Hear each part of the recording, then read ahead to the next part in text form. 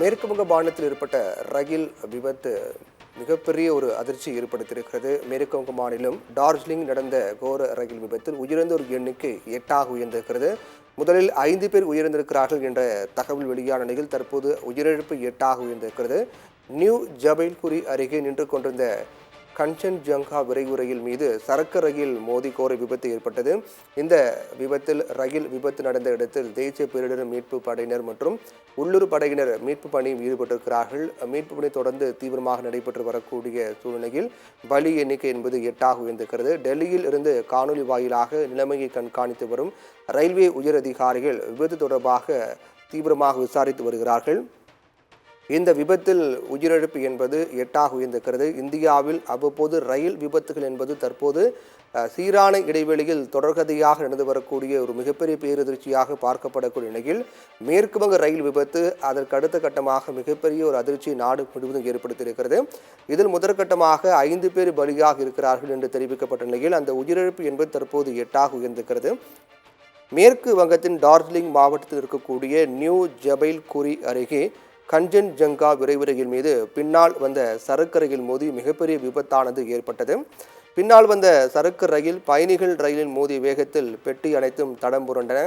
ரயில் பெட்டிகள் அந்தரத்தில் நிற்கக்கூடிய காட்சியெல்லாம் மிகப்பெரிய ஒரு பரபரப்பை அதிர்ச்சியும் ஏற்படுத்தியது. மோதிய வேகத்தில் ஒரே ஒரு பெட்டி மட்டும் அந்தரத்தில் தொங்கிய நிலையில் காணப்பட்டது. பயங்கர விபத்தை அறிந்து சம்பவ இடத்திற்கு விரைந்து வந்த மீட்பு படையினர் ரயில் பயணிகளை மீட்கக்கூடிய பணியில் தீவிரமாக ஈடுபட்டு வந்திருக்கிறார்கள். இந்த பயங்கர விபத்தில் முதற்கட்டமாக 5 பேர் பலியாக இருப்பதாகவும் பலர் படுகாயமடைந்திருப்பதாகவும் சொல்லப்பட்டது. படுகாயமடைந்தவர்களை மீட்கப்பட்டு அருகில் உள்ள மருத்துவமனையில் அனுமதிக்கப்பட்டார்கள். இந்நிலையில்தான் தற்போது இந்த பலி எண்ணிக்கை என்பது உயர்ந்து கொண்டே வருகின்றது. அதன் வகையில் முதலில் 5 பேர் உயிரிழந்திருக்கிறார்கள் என்று சொல்லப்பட்டது தற்போது 8ஆக உயர்ந்திருக்கிறது.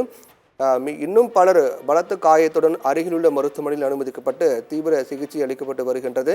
இந்நிலையில்தான் இந்த விபத்து என்பது மிகப்பெரிய அதிர்ச்சி ஏற்படுத்தியிருக்கிறது. உலகம் முழுவதும் இன்று இஸ்லாமியர்கள் பக்ரீத் பண்டிகை கோலாகலமாக கொண்டாடி வரக்கூடிய சூழ்நிலையில் இந்த விபத்து என்பது நாடு முழுவதும் மிகப்பெரிய சோகத்தை ஏற்படுத்தியிருக்கிறது.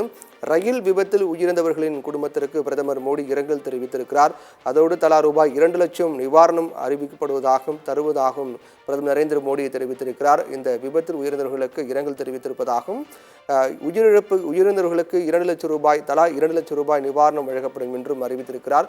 நாடு முழுவதும் மிகப்பெரிய அதிர்வலைகளை ஏற்படுத்தியிருக்கக்கூடிய இந்த மேற்கு வங்க ரயில் விபத்தில் பலி எண்ணிக்கை என்பது தற்போது 8ஆக உயர்ந்திருக்கிறது. இன்னும் பலர் மீட்கப்பட்டு அருகில் உள்ள மருத்துவமனையில் அனுமதிக்கப்பட்டிருக்கிறார்கள். அவர்களுக்கு தொடர்ந்து சிகிச்சையானது அளிக்கப்பட்டு வரக்கூடிய சூழ்நிலையில் பலி எண்ணிக்கை இன்னும் உயரக்கூட வாய்ப்பு இருப்பதாக சொல்லப்படும் நிகழ்வுகள் என்பது மிகப்பெரிய பேரதிர்ச்சியாக இருக்கின்றது. தொடர்ந்து மீட்பு படை அங்கு விரைந்து மீட்பு பணியை தொய்வில்லாமல் மேற்கொண்டு வருகிறார்கள்.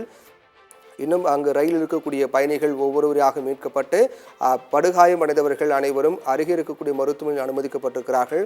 ரயில் விபத்து நடந்த இடத்தில் தேசிய பேரிடர் மீட்பு படையினர் மற்றும் உள்ளூர் படையினர் மீட்பு பணியில் தீவிரமாக ஈடுபட்டு வருகிறார்கள்.